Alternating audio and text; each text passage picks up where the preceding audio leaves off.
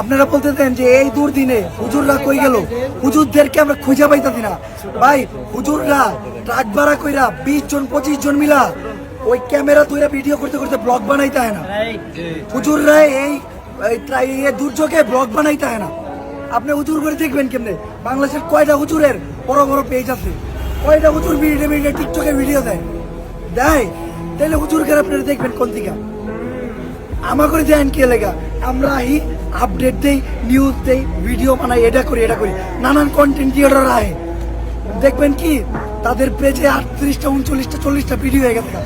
আপনারা ভাবতেছেন তারা আসতে ত্রাণ দিতে হয়, তা করে দেখতেছেন। মানে কথায় আছে না, যেটা দেখা যায় সেটাই বিক্রি হয়।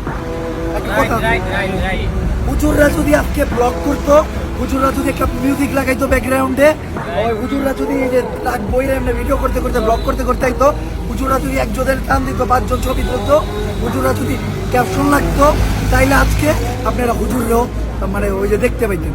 আপনারা অনেকে কমেন্ট করতেন যে এই দুর্দিনে আপনারা আগে গেলেন, কই সেই আমাদের হুজুররা যারা ওই যে ওই আর্টিস্ট করতে গেছিল, ওই যারা ওই যে এই আন্দোলন এটা করতে গেছিল, ওটা করতে গেছিল।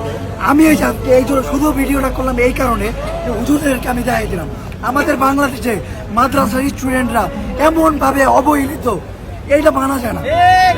আমাদের আন্দোলনে শুধু কি আমরা এই যে সিভিল স্টুডেন্টরা জয়েন করে দিলাম, আমরা কি স্কুলের স্টুডেন্টরা জয়েন করে দিলাম, আমরা কি খালি ভারতীয় স্টুডেন্টরা জয়েন করে দিলাম, মাদ্রাসার স্টুডেন্টদের অবদান কই গেল?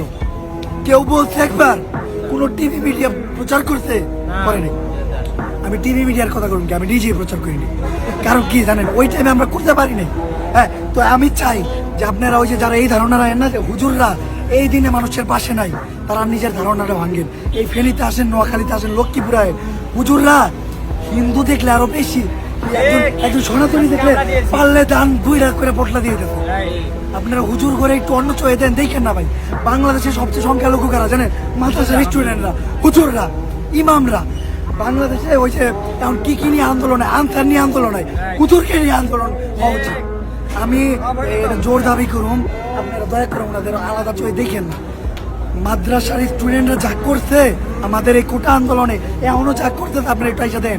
আমি মনে করি আমি এক জায়গায় ত্রাণ দিতে গেলে 10টা সাধারণ মানুষ দেখলে 4টাই থাকে টুপি পরা, পাঞ্জাবি পরা হুজুর, কোনো মাদ্রাসার দিকে আসতে, কোনো ইসলামী সংস্থার দিকে আসে। তো দয়া করে তাদের অন্য চোখে না দেখা তাদের পাশে দাঁড়ান। এইটা সময়, স্বাধীন বাংলাদেশে ওনাদের স্বাধীনতাটা দেন।